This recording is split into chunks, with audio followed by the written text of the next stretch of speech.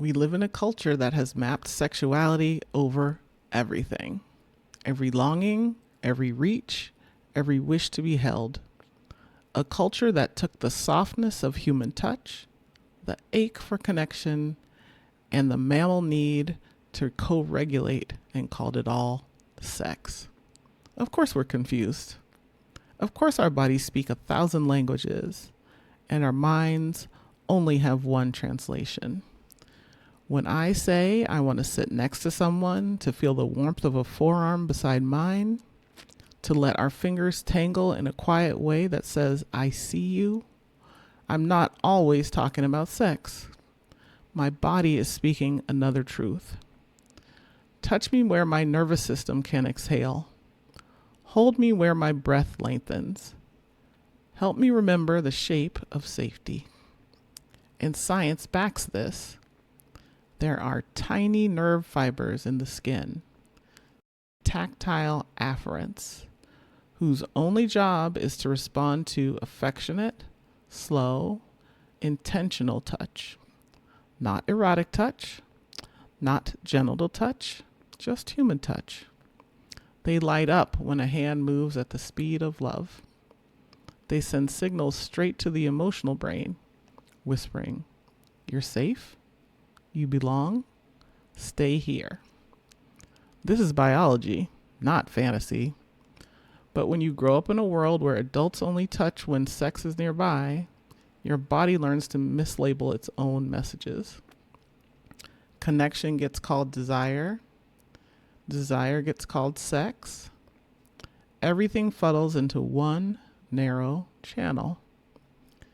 Even though the body has so many, the connection drive for closeness, the touch drive for warmth and pressure, the bonding drive to deepen trust, and the sexual drive for erotic play.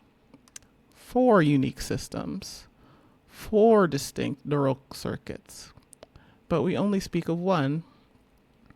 This is why a simple longing to lean your head on someone's shoulder, to rest your hand in theirs, to co-regulate in a shared exhale, gets coded as, I must want sex. Your neuroception, the body's safety radar, is actually saying, this person feels good. This connection is alive. Move closer. Soften. Open. That doesn't automatically mean take your clothes off. It often means, let me touch you the way that mammals touch, to regulate, to bond, to know each other more deeply. There's research on this too. Oxytocin from non-sexual touch boosts trust and lowers anxiety. Attachment theory shows that the longing for closeness often mimics sexual desire, even when it is the heart that's hungry, not the genitals. Polyvagal theory teaches us that safe touch brings the nervous system into its most regulated state, the ventral vagal zone, where we feel grounded, hopeful, and connected. None of this requires an erection, a climax, or an erotic script. It requires presence. It requires permission. It requires a world where we can name what we feel without collapsing it into sex. There is a kind of touch, I call it ecstatic touch, that doesn't lead to orgasm, but to expansion, to clarity, to a deeper knowing of yourself and the other. It is immaculate, not because it's pure, but because it's accurate. The right touch in the right moment for the right nervous system.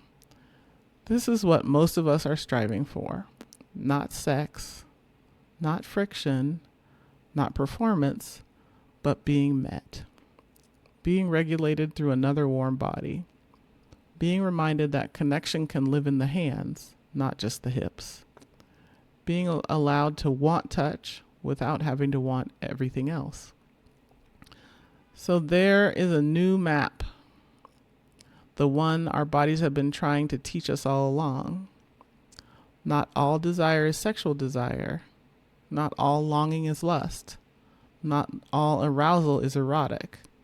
Sometimes the body is simply asking to be held in a way that humans are meant to be held.